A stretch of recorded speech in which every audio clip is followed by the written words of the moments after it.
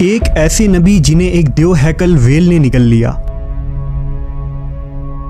آپ سے ایسی کون سی خطا سرزد ہو گئی تھی اور آپ مچھلی کے پیٹ میں 40 دن زندہ کیسے رہے؟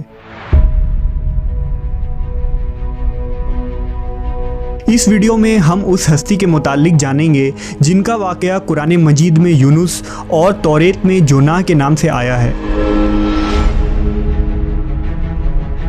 تاریخ میں آشوری قوم ایک عظیم اور طاقتور قوم کی حیثیت سے جانی جاتی ہے جس کا دارالحکومت اشور تھا۔ اشوری دراصل بنی اسرائیل کے نسل سے تعلق رکھتے تھے جو بخت نصر کے حملے کے بعد غلام بنا کر بابل اور عراق لائے گئے تھے۔ اس زمانے میں دریائے دجلہ کے کنارے نینوا نامی ایک چھوٹی سی بستی تھی۔ اشور کے کسی بادشاہ نے ایک دیوتا کے نام پر نینوا میں ایک مندر بنوایا۔ رفتہ رفتہ دوسرے بادشاہوں نے بھی مندر اور عمارتیں بنانا شروع کر دیں اور ایک دور ایسا آیا کہ یہ چھوٹا سا علاقہ سلطنت اشوریہ کے عظیم الشان دارالسلطنت میں تبدیل ہو گیا۔ نینوا شہر کے بیچوں بیچ مندر اور شاہی محل تھے جہاں سے اشوریوں کا بادشاہ پورے سلطنت پر حکومت کرتا تھا اور اونچے تخت پر بیٹھ کر بازاروں، گلیوں اور تفریح گاہوں کا نظارہ کیا کرتا تھا۔ اشور کے مغربی علاقے میں لہلہاتے کھیت تھے۔ پورا شہر درختوں اور باغات سے سرسبز و شاداب تھا۔ اشوریہ لوگ پتھر تراشنے کے فن میں بھی ماہر تھے، لہذا جگہ جگہ سنگ مرمر کے دیواروں پر انہوں نے اپنے دیوتاؤں کے نقش و نگار بنا رکھے تھے۔ مختصر یہ کہ نینوا تہذیب و تمدن کے لحاظ سے انتہائی ترقی یافتہ شہر تھا۔ اشودر دیوتا ان کا سب سے بڑا دیوتا تھا۔ نیز یہ لوگ بادشاہ کو بھی خدا کا درجہ دیا کرتے تھے۔ یہ لوگ بت پرستی اور کفر و شرک میں مبتلا تھے۔ اس وقت نینوا کی آبادی 1 لاکھ سے زیادہ تھی اور یہ 700 قبل مسیح کا زمانہ تھا۔ اللہ نے اس زمانے میں اس قوم کی ہدایت کے لیے حضرت یونس علیہ السلام کو بھیجا۔ حضرت یونس کا پورا نام یونس ابن متا تھا۔ آپ حضرت ہود علیہ السلام کی اولاد میں سے تھے، جبکہ بعض مفسرین نے لکھا ہے کہ یونس علیہ السلام کا تعلق بنی اسرائیل سے تھا۔ آپ حضرت یوسف کے چھوٹے بھائی بن یامین کے بیٹے تھے۔ جب آپ کو نبوت ملی اس وقت آپ کی عمر 28 سال تھی۔ آپ پر ایک صحیفہ بھی نازل ہوا جو توریت میں یونہ کے نام سے موجود ہے۔ حضرت یونس سب سے پہلے اشوری بادشاہ کے پاس گئے اور اسے پیغام حق سنایا۔ اسے خدائی کے جھوٹے دعوے سے توبہ کرنے کا حکم دیا اور ایک اللہ کی عبادت کی طرف بلایا۔ یونس علیہ السلام نے اس سے ان اسرائیلی قیدیوں کو آزاد کرنے کا بھی حکم دیا جسے اس نے قید کر رکھا تھا۔ نینوا کا بادشاہ آپ کی باتیں سن کر غضبناک ہو گیا اور آپ کی جان کا دشمن بن گیا، لہٰذا آپ علیہ السلام نینوا کے عوام کے پاس گئے اور انہیں توحید کی دعوت دی۔ انہیں شرک و بت پرستی اور دوسری برائیوں سے توبہ کرنے کو کہا، مگر اہل نینوا نے ایمان لانے سے انکار کر دیا اور اللہ کے رسول کو جھٹلا دیا۔ یونس علیہ السلام مسلسل اس کوشش میں رہے کہ ان کی قوم کے لوگ راہ راست پر آ جائیں۔ آپ نے انہیں بہت سمجھایا اور دعوت کے کام کو جاری رکھا۔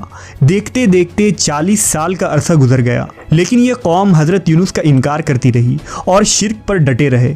نیز حضرت یونس کو دھمکیاں بھی دی گئیں کہ اگر آپ نے اشودر دیوتا کے خلاف کچھ کہا تو وہ آپ کو قتل کر دیں گے۔ آخر کار حضرت یونس اپنے قوم سے مایوس ہو گئے۔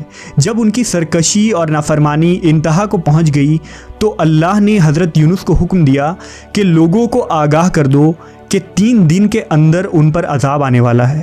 لہٰذا آپ نے اہل نینوا کے سامنے اعلان کیا کہ اگر تم نے 3 دنوں کے اندر بت پرستی اور شرک سے توبہ نہ کی تو تم پر اللہ کا قہر نازل ہوگا اور پورا شہر تباہ و برباد ہو جائے گا۔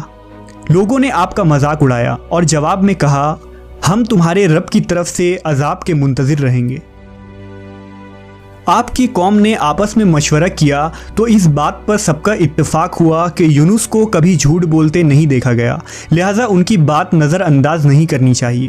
مشورے میں یہ بھی طے ہوا کہ دیکھا جائے کہ اگر یونس علیہ السلام رات بستی کے اندر اپنے گھر میں مقیم رہتے ہیں تو سمجھ لو کہ کچھ نہیں ہوگا، اور اگر وہ یہاں سے کہیں اور چلے جاتے ہیں تو یقین کر لو کہ صبح عذاب ضرور آئے گا۔ حضرت یونس علیہ السلام رات کو اس بستی سے نکل گئے۔ صبح ہوئی تو عذاب الہی کا ایک سیاہ دھواں بادل کی شکل میں بستی والوں کے سروں پر منڈلانے لگا۔ جب وہ ان کے قریب ہونے لگا تو ان لوگوں کو یقین ہو گیا کہ اب وہ سب ہلاک ہونے والے ہیں۔ दरअसल हज़रत यूनुस अलैहिस्सलाम अपनी कौम से नाराज़ होकर चले गए थे, मगर उन्हें वहाँ से निकलने का हुक्म नहीं दिया गया था। वो अजाब की इत्तला देने के बाद अल्लाह की इजाज़त के बगैर अपना इलाका छोड़ गए थे। आसार अजाब देखकर जब अशूरियों ने तौबा व इस्तिग़फ़ार की तो अल्लाह ने उन्हें माफ़ कर दिया। अल्लाह ताला किसी कौम को उस वक्त तक अजाब नहीं देता जब तक वो अपनी हुज्जत पूरी नहीं कर लेता। बस जब यूनुस अलैहिस्सलाम ने उस कौम में मुहलत के आखिरी लम्हे तक नसीहत का सिलसिला जारी नहीं रखा और अल्लाह के मुकर्रर करदा वक्त से पहले वो खुद ही हिजरत कर गए, तो अल्लाह के इंसाफ ने उस कौम को अजाब देना गवारा न किया और उन्हें माफ़ कर दिया गया। जब हज़रत यूनुस अलैहिस्सलाम फरात के किनारे पहुँचे तो एक कश्ती को मुसाफिरों से भरा हुआ पाया। हज़रत यूनुस कश्ती में सवार हो गए और कश्ती ने लंगर उठाया।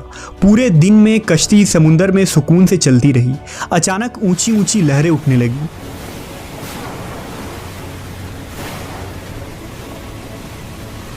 लोगों ने अपना साजो सामान समुंदर में फेंक दिया कि कश्ती का बोझ कम हो जाए, लेकिन कश्ती का बोझ फिर भी कम न हुआ। जब कश्ती डगमगाने लगी तो कश्ती के गर्क होने का यकीन होने लगा। अहले कश्ती ने अपने अकीदे के मुताबिक कहा कि ऐसा मालूम होता है कि इस कश्ती में कोई गुलाम अपने आका से भागा हुआ है। जब तक उसको इस कश्ती से अलग न किया जाएगा निजात मुश्किल है। यूनुस अलैहिस्सलाम ने सुना तो उनको तंबीह हुआ कि अल्लाह को मेरा निनवा से वही का इंतज़ार किए बगैर इस तरह चले आना पसंद ना आया और ये मेरी आजमाइश के आसार हैं। ये सोचकर उन्होंने अहले कश्ती से फरमाया कि मैं ही वो ग़ुलाम हूँ जो अपने आका से भागा हुआ हूँ। लिहाजा 3 मरतबा कुर्रअंदाज़ी की गई और तीनों मरतबा हज़रत यूनुस का नाम निकला। तब मजबूर होकर उन्होंने हज़रत यूनुस को दरिया में डाल दिया।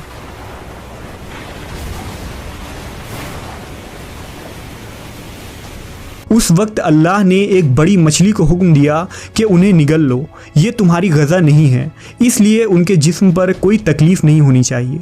मछली ने हज़रत यूनुस को अपने पेट में निगल लिया। यूनुस अलैहिस्सलाम ने जब मछली के पेट में खुद को ज़िंदा पाया तो बारगाह इलाही में अपनी निदामत का इजहार किया कि मैं वही इलाही का इंतज़ार किए बगैर और अल्लाह से इजाज़त लिए बगैर उम्मत से नाराज़ होकर निनवा से निकल आया। हज़रत यूनुस ने मछली के पेट में अल्लाह को पुकारा। उन पर 3 अंधेरे इकट्ठे हो गए थे, रात का अंधेरा, मछली के पेट का अंधेरा और समुंदर का अंधेरा। आपने उन अंधेरों में ये कलमात कहे, अल्लाह तेरे सिवा कोई माबूद नहीं, तू यकता है, मैं तेरी पाकी बयान करता हूँ, बेशक मैं अपने नफ्स पर खुद ही जुल्म करने वाला हूँ। रिवायतों के मुताबिक अगर हज़रत यूनुस ये तस्बीह ना कहते तो क़यामत तक मछली के पेट में रहते।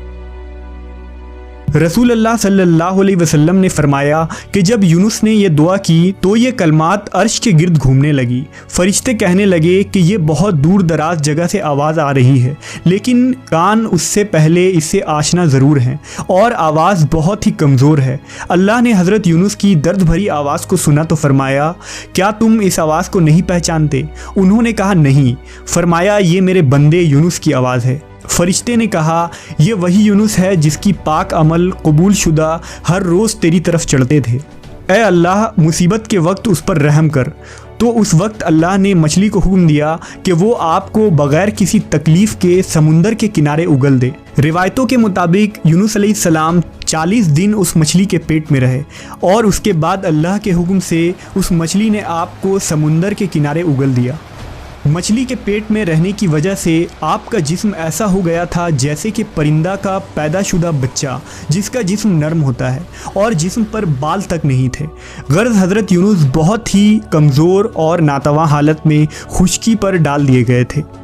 इसके बाद अल्लाह ने समुंदर के किनारे पर एक बेलदार दरख्त उगाया। रिवायतों के मुताबिक वो कद्दू का पौधा था जिसके ज़रिया हज़रत यूनुस अलैहिस्सलाम पर साया हो गया। इसके अलावा अल्लाह ने एक जंगली बकरी भेज दी जो ज़मीन की घास और जड़ी बूटियाँ खाती थी और सुबह व शाम आपको दूध पिलाती थी, यहाँ तक कि आप तंदुरुस्त हो गए। हज़रत यूनुस दरख्त के उस साए में झोपड़ी बनाकर रहने लगे। यूनुस अलैहिस्सलाम की कौम उन्हें तलाश करती हुई एक दिन उस साहिल के किनारे पहुँच गई और उन्होंने आपको देख लिया। उन्होंने आपके हाथ पर इस्लाम की बैत कर ली और साथ ही अल्लाह से तौबा व इस्तिग़फ़ार करने लगे। यूनुस अलैहिस्सलाम दोबारा निनवा चले गए और वहाँ रहकर अपनी कौम की रहनुमाई फरमाई। حضرت یونس کی زندگی نینوا ہی میں گزری اور وہیں آپ کا انتقال ہوا۔ اس قصے سے ہمیں یہ سبق ملتا ہے کہ کسی بھی حال میں اللہ کی رحمت سے مایوس نہیں ہونا چاہیے اور نہ ہی ہدایت کے معاملے میں اپنی ذات پر بھروسہ کرنا چاہیے۔ ہدایت تو بس اللہ ہی کی طرف سے ہے، ہمارے ذمے بس پیغام حق پہنچانا ہے۔